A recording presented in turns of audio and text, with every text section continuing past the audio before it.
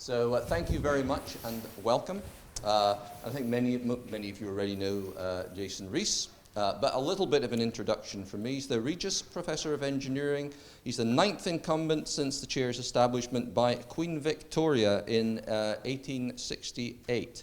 And I've come to believe these Regius chairs are a bit like buses, actually. You wait ages for one to give their inaugural, and then you get two, because Peter Grant over there was actually the 8th Regius chair, I believe. That's correct, Peter, and he'll be doing the vote of thanks at the end. So this is a 2-for-1 deal. You get two Regius chairs. This is the important one, so will be the main part of the show. Jason's first degree was in physics from Imperial. Then he did a DPhil in applied maths from Oxford, did postdocs in Berlin and Cambridge. Then 1996, he became a lecturer in Aberdeen. Then he was a lecturer and engineering fellow in King's College. Then a Weir Professor of Thermodynamics and Fluid Mechanics in Strathclyde. Came to Edinburgh in 2013. He was then awarded the Royal Academy of Engineering Chair in Emerging Technologies in 2018. And he has many accolades and awards. He won the Philip Leverhulme Prize for Engineering, Lord Kelvin Medal from the RSE. He's a Fellow of the Royal Academy of Engineering, of the American Physical Society, and of the Royal Society of Edinburgh. So, long string of accolades. He describes himself, and here we go, as a computational multi-scale fluid dynamicist. And hopefully we'll find out what that is at some point in the lecture. His other interests, he tells me, include Byzantine history and Baroque music, and when pressed, he tells me he plays the piano and viola. Although he hadn't played viola for a bit, he says. So it's best to get him to play the piano, I think. By popular demand, I haven't played it for a bit. So thank you very much, Jason. Take it away.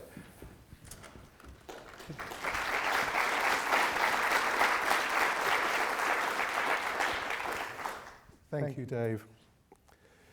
To see a world in a grain of sand and a heaven in a wild flower, hold infinity in the palm of your hand and eternity in an hour.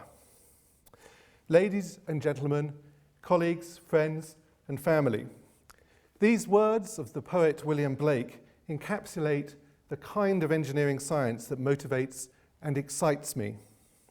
How can we leverage physical effects across great spans of time and space to create new technologies that could change the world? I hope the next hour won't seem like an eternity to you as I try to convey some of this excitement to you this evening. We will start with a treasure from history. The Lycurgus cup is an outstanding achievement of ancient glassmaking.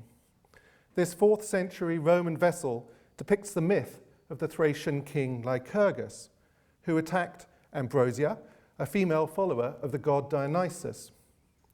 She was transformed into a vine that ensnared Lycurgus as it grew. This engraving on one side of the cup shows a follower of Dionysus taunting the hapless king and pelting him with rocks. While the well-preserved glass carving is exceptionally fine, this is not the cup's most impressive feature. When light shines on the cup, it is jade green, as seen in this photo. But what makes it a luxury item and the past property of emperors is that light shining through the cup turns it a rich and vibrant red. The cup held the secret of its dichroic behavior for 1600 years. It was not until 1990 that electron microscopes revealed that the glass contains minute crystals or colloids of a silver-gold alloy. It is these nanoparticles, far too small to see with the naked eye, that give the cup its remarkable behavior, which is admired by visitors to the British Museum every day. In a similar way to air molecules in the upper atmosphere scattering sunlight so that the sky appears blue to us, the nanoparticles in the glass scatter the blue parts of light, leaving red light to pass through. The question no one can answer, though, is whether this marvellous glass was due to a lucky accident in the glassmaker's studio, or whether the Romans could, in effect, deploy what we know today as nanotechnology. To give us some idea of scale here, the particles in this glass are about 50 nanometers across. A nanometer is 1,000 millionth of a meter. The diameter of a water molecule is about 1/4 of a nanometer. A hair's breadth is about 50,000 nanometers or 50 micrometers.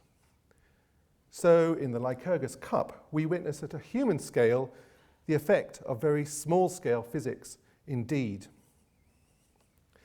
This lecture is about novel engineering systems that depend for their performance on the interactions of their fundamental constituents. In the past, this individual constituent behavior has often been subsumed into a collective and homogeneous average. But if we instead draw on the best of both worlds, the large scale and the small scale, we can propose unprecedented new technologies that could help tackle the range of economic, social, and environmental challenges we are facing over the next 20 years. Nature also abounds in applications of science across scales. Geckos are small lizards found in warm climes throughout the world. They seemingly defy gravity, climbing smooth surfaces easily, even glass, and hanging upside down from ceilings. But their footpads do not exude any liquid or adhesive, nor do they have suction cups like an octopus. This remained puzzling until 2002, when it was finally shown that their amazing capabilities are due to forces that stem from the quantum mechanical nature of individual atoms and molecules. These atomic van der Waals forces have important consequences. For instance, they ensure that water is a liquid at room temperature. The micrometer and nanometer structures on the footpads of geckos are so small that they interact extraordinarily closely with individual molecules or groups of molecules on a surface. This clever combination of intermolecular forces and structural engineering means that you could hang a weight of 130 kilograms from a gecko attached to the ceiling or wall, although please get permission from your gecko beforehand. This photo shows parts of the Large Hadron Collider, which is based in CERN on the Franco-Swiss border. Designed to probe the fundamentals of matter, the LHC exhausts superlatives. It is the largest single machine in the world, running through an underground tunnel with a 27-kilometer circumference. It carries out the biggest physics experiments in human history. The data it generates is processed in the world's largest distributed computing grid, connecting 170 facilities across 36 countries. The discovery of the Higgs boson in the LHC brought a Nobel Prize in Physics to this university in 2013.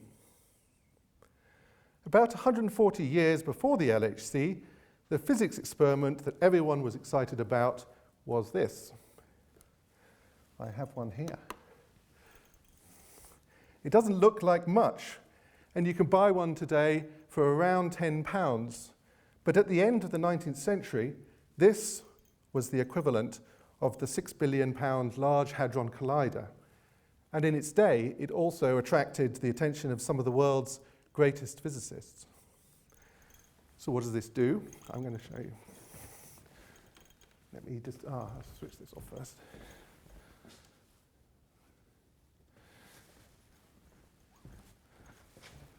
A little bit of light. Add one radiometer, in fact two just for luck. And you should see that they rotate in the strong beam.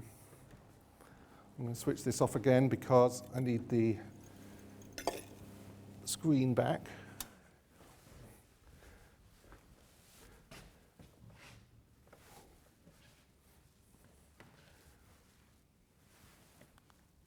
The radiometer was invented in 1873 by William Crookes, who later became president of the Royal Society of London.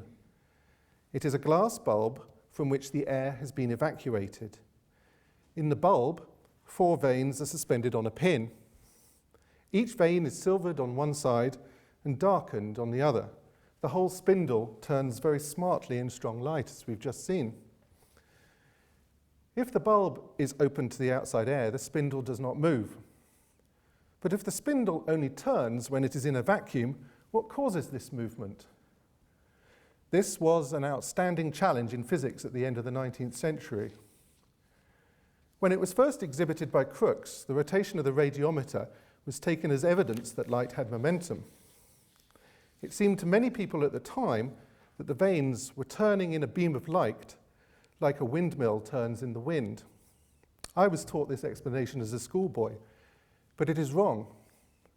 The silver side of a vane reflects the light more than the dark side, which absorbs light. So the change in momentum of the light is greater on the silver than on the dark side. Newton's second law tells us that the force acting on each side of the vane is proportional to the changes in momentum. So the spindle should be turning with the dark sides leading, but as you can see, or hopefully just make out, it is the silver sides that lead the turning. In any case, it can be calculated that light could not exert enough force to turn the vane so quickly. Following that, all sorts of other more or less plausible explanations were proffered. But the real reason turned out to be very subtle and interesting, and it took the intuitive genius of James Clerk Maxwell to work it out. Maxwell was one of Scotland's and the world's great physicists. Although he died before he was 50, he dominated the scientific world of the 19th century and paved the way for special relativity and quantum mechanics. He showed that Saturn's rings could not be solid. He took the world's first colour photograph. He unified the theories of electricity, magnetism, and light. He also wrote passable, humorous poetry. But it is his research on the kinetic theory of gases that solved the problem of the radiometer, and can even be said to underpin the experiments being performed today in the Large Hadron Collider. The clue is that air pumps available in the 19th century could not take all the air out of the glass bulb. If they did, then William Crookes would have found that his radiometer spindle did not move. But in fact, there is some air of very low density left in the bulb. Light falling on the radiometer warms up the black radiation-absorbing sides of the vanes more than the silvered sides. The temperature difference between the hot and cold sides sets up a thermal gradient at the edges of the vanes. By considering how air molecules could bounce off a surface, Maxwell, building on an idea of another scientist, Osborne Reynolds, discovered that a thermal gradient causes a low-density gas to slip over a surface from a cold region to a hot region. This process is called thermal transpiration or thermal creep. So air creeps around the vane tips from the cold side to the hot side. And through Newton's third law, the momentum of the creeping gas causes the vanes to turn in the opposite direction. This means that the cold or silvered sides lead the actual rotation, which is what we see. Thermal transpiration is a curious effect that only becomes important if the gas is low density or rarefied. It is a type of physics that seems literally to come out of thin air. Maxwell used physical arguments to understand why this effect arises and to quantify it. The important thing, though, was that it provided strong indirect evidence for the existence of atoms and molecules. At the time, the idea that all matter is made up of atoms was still only one theory, admittedly a compelling one, out of a number of competing theories. No one had seen atoms, so their existence could only be inferred from experiments. The radiometer is one of these experiments, because thermal transpiration requires that the gas in the glass bulb is made up of small particles. The radiometer provided one more piece in the jigsaw puzzle of how the world works, although definitive evidence for the existence of atoms still awaited Einstein's work in 1905 on Brownian motion. The spinning of the radiometer shows us that sometimes the smallest components of a system can produce major effects. In the Lycurgus cup, it is the microscopic particles of gold alloy that give the glass its dramatic colour change. In the case of a gecko, the tiny hairs on its feet enable the animal to hang upside down from smooth glass. To an engineer, these are not just curiosities. They are physical effects that can inspire and motivate ideas for new technologies. The key question is, how can small-scale, even molecular effects be exploited for technical innovation? We need to find ways to pass interesting phenomena from the small scale up to the human scale where they can be useful. And this may mean leveraging effects across dimensions that differ from each other by a factor of 1,000 million or more. In my research group, we have been investigating how the physics of the radiometer can be used in a technology to abate climate change. Let me explain. The leaves of the lotus plant show an extraordinary aversion to water. They do not seem to get wet, as water just rolls off them. This effect is called superhydrophobicity, and scanning electron microscope images reveal the reason for it. The leaf surface is hierarchically structured at the micro and nanoscales. These structures trap air pockets, which act as gas lubricating layers over which water can glide.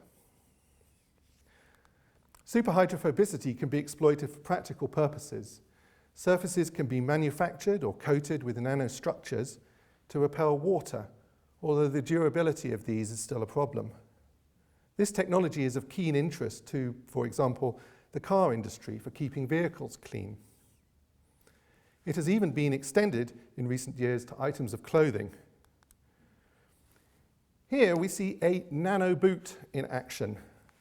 Not the smallest boot possible, but a boot whose upper has been treated with nanoparticles so the mud does not stick. The nano boot is on the left in the video, and a regular boot is on the right. While these are fun examples, can we use superhydrophobic coatings for a more global benefit? Maritime transport worldwide emits about 1,000 million tons of carbon dioxide annually. This is about 2.5% of global greenhouse gas emissions. Shipping emissions are predicted to increase still further by up to 250% in the next 30 years, depending on future economic and energy developments. This is certainly not compatible with the internationally agreed goal that by 2050 we will have halved worldwide emissions from 1990 levels. But if we can make the hulls of ships more slippery to water, this would reduce their drag and fuel consumption and go some way towards lessening their emissions. In this video, on the left, we have a conventionally streamlined body dropping through water. On the right is a sphere with a superhydrophobic surface. As you can see, the sphere races ahead. This lab experiment powerfully indicates the potential for reducing marine drag. But if we want to design the most efficient coatings for full-scale ship hulls, we need to understand what is happening at the nanostructured surface itself. This is where Maxwell's research on the radiometer comes in. The air trapped within the surface between the water and the solid material is rarefied. How the water slips over the top of these air pockets determines the slip of the whole surface and the drag on the ship hull. In his analysis of the radiometer, Maxwell proposed the boundary condition for a rarefied gas flow, and this should therefore be used in calculating the superhydrophobic slip too. In my research group, we have investigated this problem from a Maxwell perspective and used molecular scale simulations to validate our resulting mathematical model for the slip. We have evaluated a range of different nanosurface types to show that superhydrophobicity has the potential to reduce drag by up to about 15%. This figure has also been recorded experimentally in independent tests in China on scale models of submarines. For this design problem, molecular simulations of the layers of water, air, and solid material have given us confidence in applying Maxwell's slip boundary conditions to an industrial problem. Molecular simulations are a sophisticated new way to innovate in engineering, but can be computationally very intense. If you want to simulate the movements and interactions of hundreds of millions of individual molecules, you will need one of these. This is Archer, the UK's national supercomputer, which is based here in Edinburgh. Archer has some 120,000 processing cores. By comparison, the laptop I'm using for this presentation has 4 cores. Archer can perform every second 2,000 trillion mathematical manipulations. That is 2 followed by 15 zeros. Processing power of this magnitude has, over the last couple of decades, transformed computers from merely modeling tools to essential instruments of scientific discovery. Supercomputers are making important contributions to modern engineering design. You can either divide a very large design problem into a number of smaller calculation packets and solve these simultaneously, or you can solve many different problems at the same time to search for an optimal solution. Opportunities for radical engineering applications are heralded by the computational capacity to simulate and design systems from the molecules up. Molecules in any fluid move relative to each other and collide or otherwise interact with other molecules. In a gas, the movement of the molecules is usually separate from the collisions. In a liquid, molecules are always moving within the interaction force fields of their neighbors. Back in 1924, John Leonard Jones came up with a pretty good model for how a pair of atoms interacts. There is an attractive force, which models the van der Waals force that geckos exploit for adhesion. There is also a strongly repulsive force at the smallest atomic separations, which models the quantum mechanical principles that prevent electrons in the atoms from overlapping. Molecular dynamics takes into account the atomic forces and any electrostatic forces between individual molecules, and uses numerical methods to solve the Newtonian equations of motion of molecules in 3 dimensions. Knowing the molecular positions and velocities, we can then extract the fluid engineering properties we need. The only problem is that in just a drop of water, there are a million molecules. Simulating all of these is beyond the capabilities of any computer at the moment.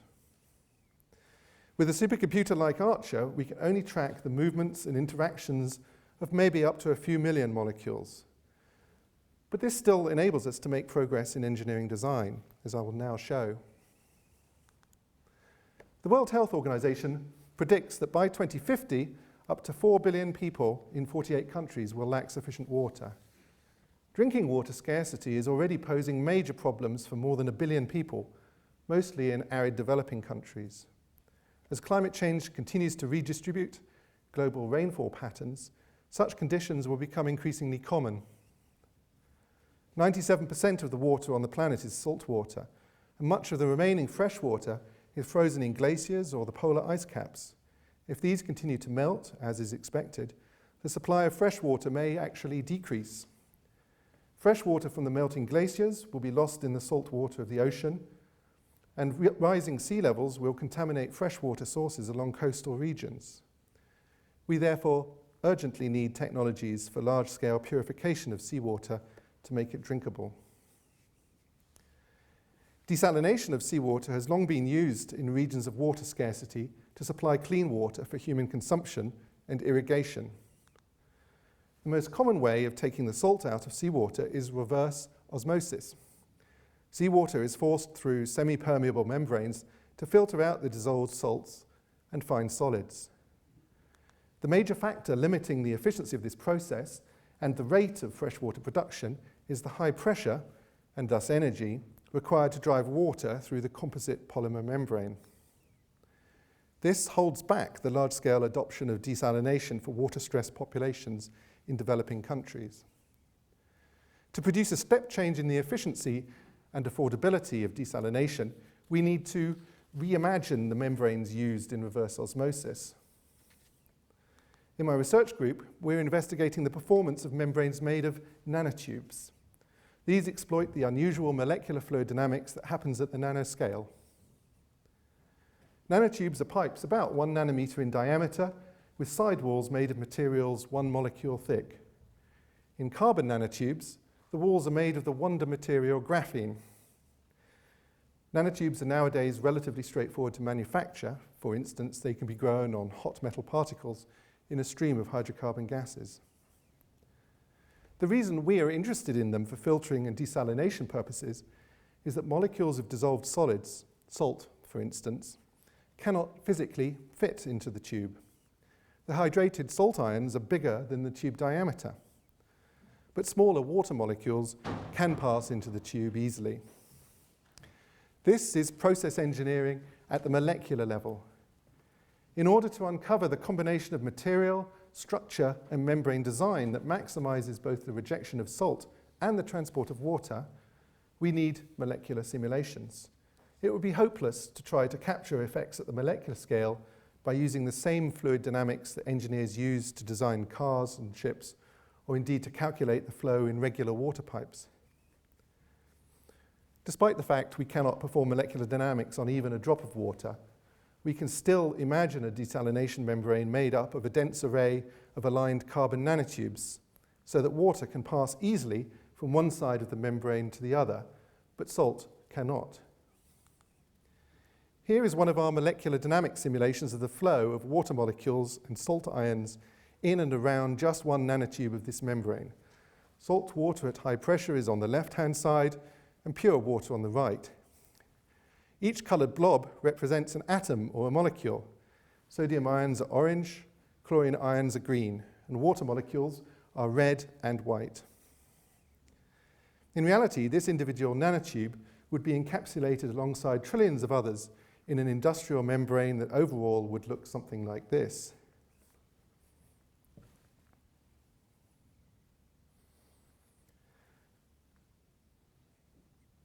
As the molecular simulation starts, we see the molecules jiggling around like a swarm of angry bees. This is the thermal agitation that all molecules have at room temperature. We now plunge through the salt water and into the nanotube itself. We see that it's just the red and white water molecules that are being transported down the tube. The salt molecules are too large to get into these tiny pipes, so only pure water passes through the membrane. Here is the cross-section of the membrane with some of the nanotube wall cut away so that you can see the water molecules traveling in the tube.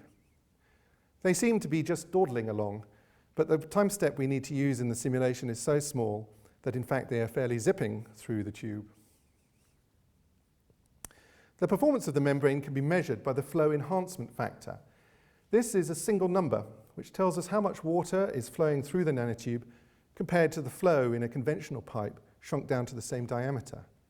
So if the flow enhancement factor is 1, then we are getting exactly the same flow rate as a regular pipe, reduced to the nanoscale. If the factor is 3, then we're getting 3 times more flow than expected, and so on.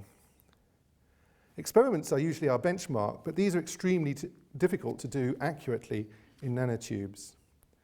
Here are some recent experimental results for the flow enhancement factor. They are for nanotubes up to about 1 millimeter long, which is the kind of length that would be found in actual industrial membranes. 2 things are noticeable. The first is that experiments show that flow enhancements can be up to several tens of thousands. This means a nanotube membrane could be very many more times permeable to water than a standard reverse osmosis membrane, while rejecting 98% of the salt at the same time. Second is that different experiments produce results that differ wildly by several orders of magnitude. Our molecular dynamic simulations predict excellent flow enhancement factors up to about 100, although in much shorter nanotubes. If this sort of flow performance can be realized in actual membranes, then it would transform the cost-benefit analysis for large-scale desalination and other water purification projects. However, before we all go off and invest in large-scale manufacturing of nanotube membranes, there were some important questions to answer. is there a limit to the flow rate through these nanotubes? The molecular simulations are showing that as the membranes get thicker, and so the nanotubes get longer, the flow enhancement factor continues to rise. Does this mean water flows frictionlessly in a nanotube? Surely nothing is completely frictionless, but the wide variance in the experimental data means they can't be relied on. Molecular dynamics should be able to shed light on this question, but the longer the tube, the more time the simulations take. Even using Archer, calculations of flows in membranes try the patience. These simulations of nanotubes up to 1 micrometer long can take around 6 months. For a more realistic membrane thickness of 1 millimeter, we estimate that molecular dynamics on a fast supercomputer would take about 200 years. However, later in this lecture, I will outline a new technique that uses some of the features of scale in this problem to make simulation for design possible. First, I want to make a brief diversion. Molecules jostling and interacting with each other in a fluid have parallels with people in a crowd. Of course, people interact with each other in a far more complex way than molecules do.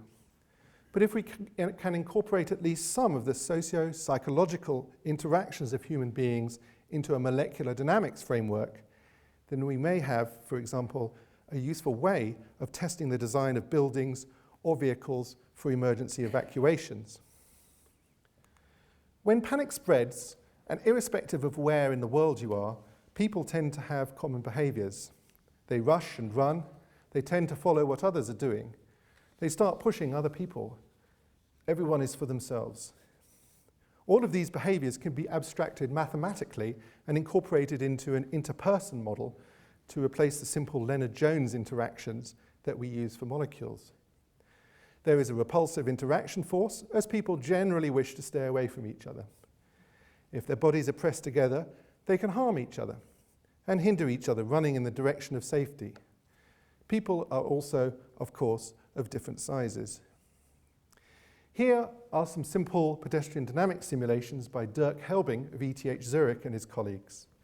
They are all of 200 people trying to leave a 15-meter square room through an exit 1 meter wide. When they do not panic, people move at a walking pace. Their speed, v0, is about 1 meter per second, and they leave the room in an orderly fashion. The flow of people out of the room is continuous. However, if they panic and start to rush to the exit at around 5 meters per second, the exit gets clogged. People can then only leave in bunches, intermittently. Fewer people leave the room in a given time. More detail can be included in the simulations. For example, pedestrians might be injured by the press of people around them. They then become obstacles to other people. In this simulation, the injured are indicated by the small red blobs, and they reduce the flow of people still further. But we want to avoid injuries and to maximize the rate at which people can leave. So in the final simulation, the exit is designed to have a large immovable column or other obstacle in front of it. This disrupts the pushing that causes injuries. Panicking still creates crowding at the exit, but no one is injured, and the greatest number of people can leave. Here are a couple of our own recent evacuation simulations built in the framework of the molecular dynamics I showed previously. On the left, at the top, is a video of an evacuation of a classroom in China due to an earthquake. At the bottom is our simulation of the same situation. You can see the very close similarities in the movements of the students and their teacher. On the right is our simulation of the evacuation of a nightclub due to a fire at the back of one of the stages. There are a limited number of exits, and some of them are partially blocked by cloakrooms, partitions, and other obstacles. People crowd around the main exit, but can't get out quickly enough. There are still plenty of people inside when the time counter at the top reaches 90 seconds, at which point the fire brigade estimates anyone left inside will be incapacitated or dead due to smoke inhalation. Clearly, the exits of this nightclub need to be rethought.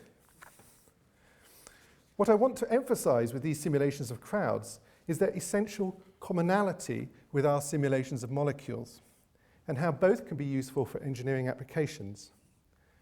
Molecular dynamics can help us design nanostructured membranes that could transform large-scale desalination technologies.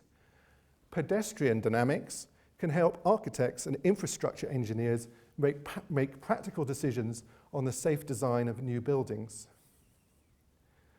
So let us return to the problem we were left with in nanotube membranes for desalination.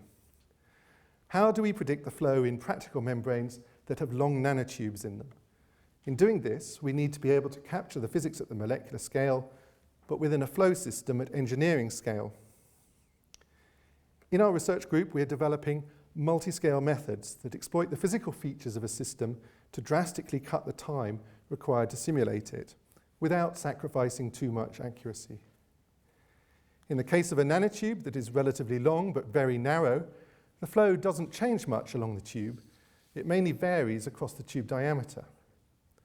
This scale separation enables us to section up the flow. We deploy time-consuming but accurate molecular dynamics only where the flow is changing. In regions where the flow is steady and straightforward, then a simpler fluid solver can be used. The trick then is to connect the two together so that a reasonably accurate simulation of the whole system can be obtained. We couple the different solvers together through fundamental flow properties, the flow rate and the pressure. Exploiting this difference in scales makes the simulation tractable. I said earlier that if we wanted to do the whole simulation using only molecular dynamics, it would take us 200 years. Well, using our multi-scale technique, we get results within 16 weeks. You will remember that the flow enhancement factor is the critical parameter for nanotube membranes. Our results now show that there is a limit to the flow enhancement factor that can be achieved, indicated here by the dashed lines for nanotubes of different diameters. For the longest nanotubes, our results are in line with at least some of the experimental data.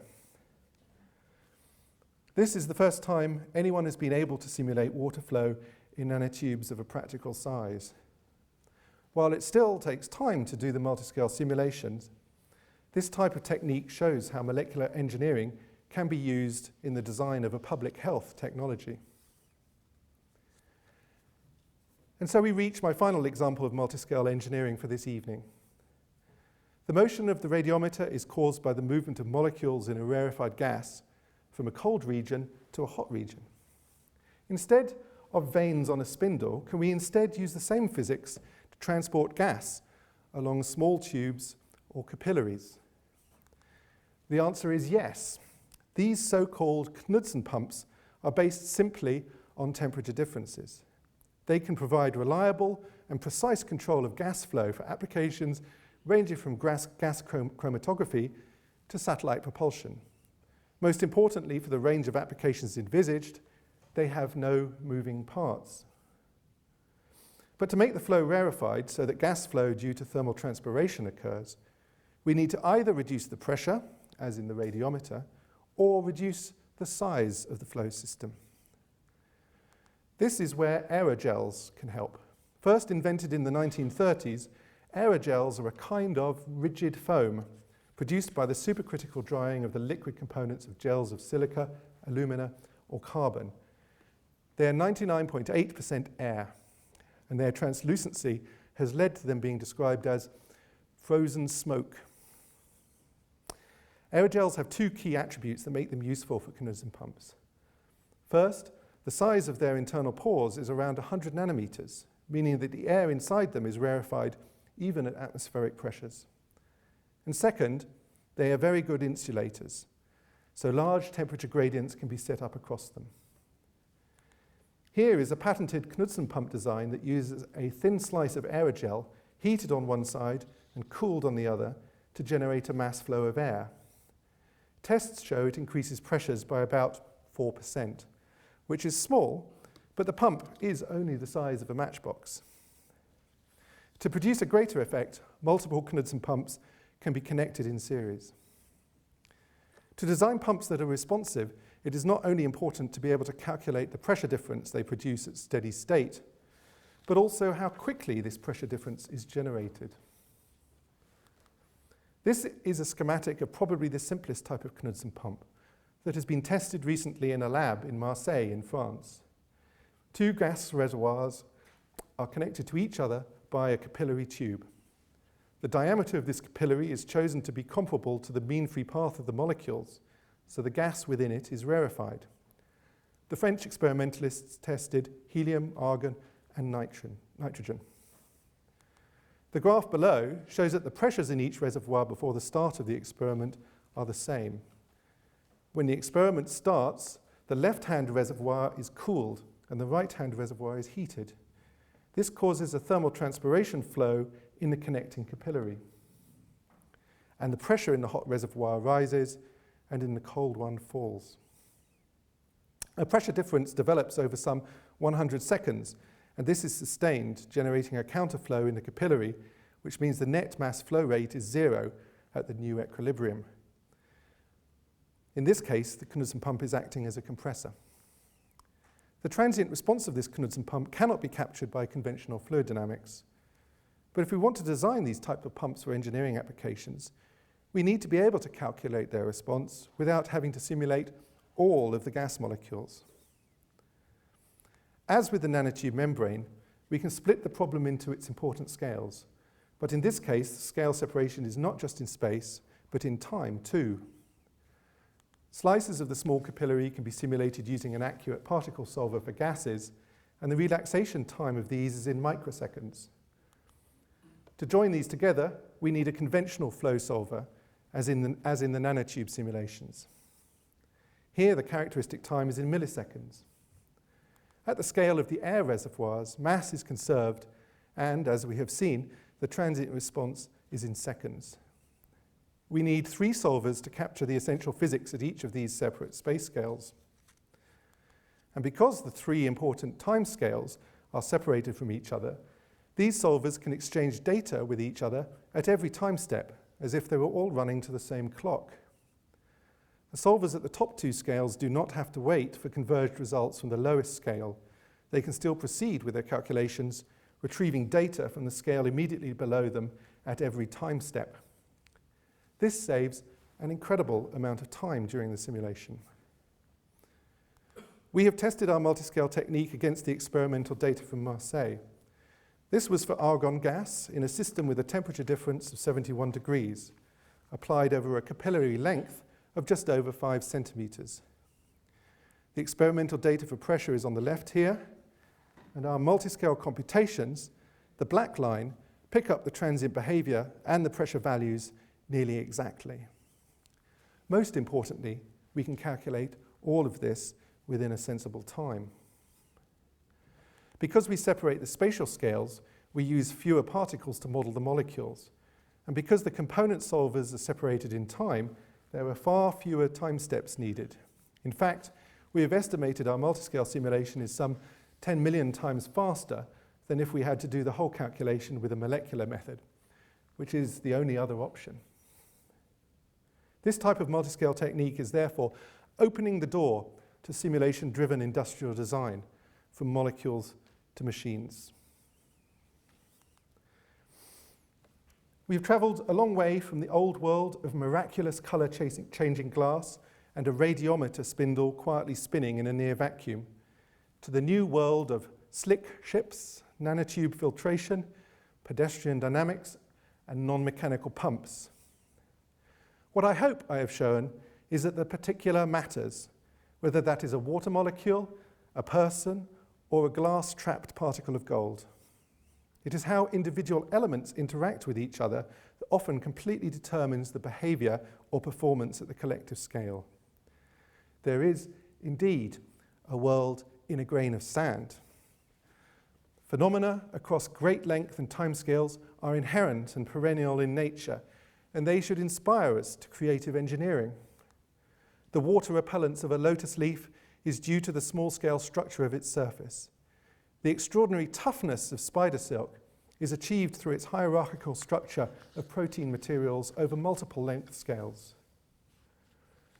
Grand challenges in engineering, such as the energy efficiency of machines, the reliability of mechanical components, and translating discoveries in the biological sciences into engineering, will depend on us being able to manipulate matter down to the molecular level. the radiometer gave scientists an inkling that complex and interesting effects emerge from the myriad interactions of individual constituents or agents. If we can understand and learn how to harness microscopic phenomena, we unlock the potential for new technologies with performance beyond any currently conceived. If engineers eagerly look to borrow ideas from physics, chemistry, and biology, they will hasten the developments of multi-scale technologies to address health, energy, and climate challenges that face the world. I would like to end with a reminder that this year we are celebrating the 150th anniversary of the Regius Chair of Engineering in Edinburgh University. There have been 9 Regius Professors so far, and they have advanced engineering in a number of important directions. For example, the invention of the cable car, the introduction of sanitary engineering as a discipline, and signal processing for defense applications. One of my predecessors told me that they are a bit of a mixed bag, but in a couple of respects, at least, we can see that they aren't all that mixed. They were all older, white men. And while a severe expression isn't a requirement, it clearly helps. Wouldn't it be wonderful if the next appointee, the 10th Regius Professor, is a woman? What a fantastic way to step forward confidently into the next 150 years of engineering in Edinburgh University. So now I would like to thank my family for their love and support, my colleagues for numerous stimulating conversations, and my researchers for their enthusiasm, hard work, and insight on our quest to uncover a world in a grain of sand. Thank you.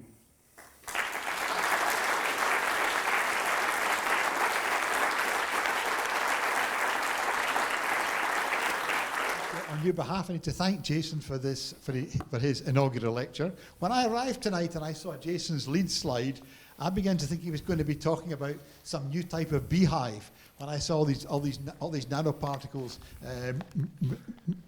moving about, Jason has shown us tonight enormous advances that he's made with nanotube membranes and molecular dynamics. And I think he's shown us a lot about how things are going to be done in the future. The key thing about Jason's lecture is he's demonstrated exceptional innovations in engineering. And I think we should thank him and congratulate him on all these major advances that he's made in his topic. Thank you, Jason. Thank you.